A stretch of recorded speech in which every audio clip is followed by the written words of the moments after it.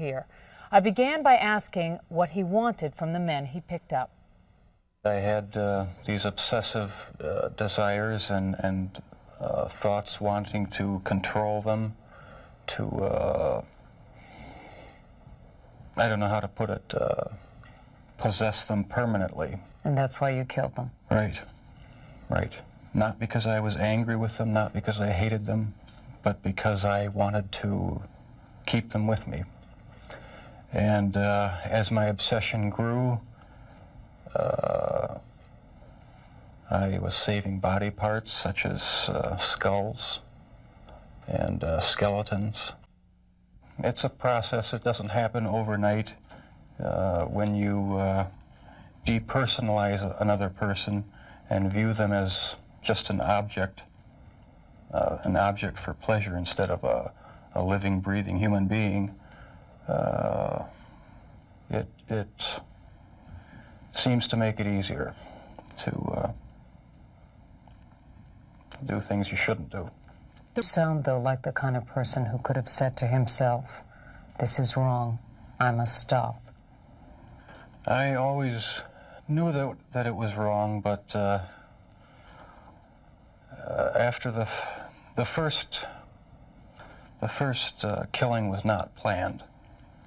I was coming back from the shopping mall back in '78. I had fantasies about picking up a hitchhiker and taking him back to the house and having complete control and dominance over him. The hitchhiker's name was Stephen Hicks. He was just 18. Jeffrey Dahmer took him to his parents' house. There he strangled him with a barbell. He dismembered the body and hid it in a drain pipe. It was Jeffrey Dahmer who gave those details to the police in his confession. No one had a clue as to what was happening for over a decade. During that time, Jeffrey Dahmer joined the Army and was sent to Germany. He was eventually discharged for a drinking problem and returned to Ohio. 9 years after Stephen Hicks' murder, the killing began again. What happened to you in the 9 years in between that you were able to stop, that you were able to control yourself? It just wasn't an opportunity to fully express what I wanted to do. There was just not the physical opportunity to do it then. And I started, when I moved to Milwaukee in '81, I started reading pornography, going to the bookstores. Eventually that led to frequenting the gay bars. And then one time I brought this young man back to the hotel room, the Ambassador Hotel. Was just planning on drugging him and spending the night with him. Had no intention of hurting him. When I woke up in the morning, he had a broken rib here, was heavily bruised. Apparently I had beaten him to death with my fists. And you have no memory of it? I have no memory of it. But that's what started the whole spree all over again. Dahmer says he snuck the corpse of his victim, Stephen Toomey, out of his hotel room in a suitcase. Then he took it to his grandmother's house, where he cut up the body and put it in plastic garbage bags. When you killed these men, afterwards, were you repulsed? Were you upset? No, at the time, it was almost addictive. It was almost a surge of energy. I wouldn't have to worry about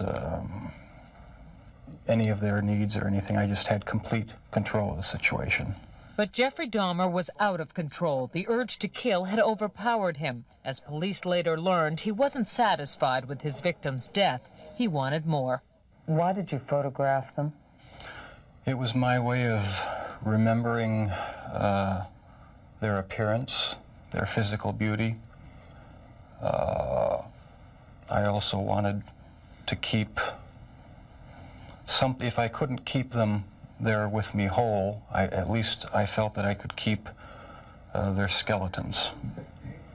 And I even went so far as planning on setting up an altar with the 10 different skulls and skeletons. And what was the purpose of the altar going to be?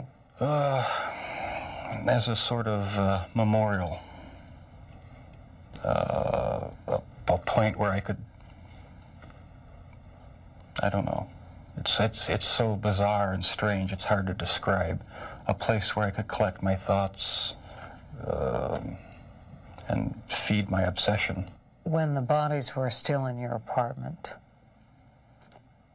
there was no time when you would see them and say, this is grotesque, what have I done? There were times, but the compulsive obsession with doing what I was doing overpowered any feelings of revulsion.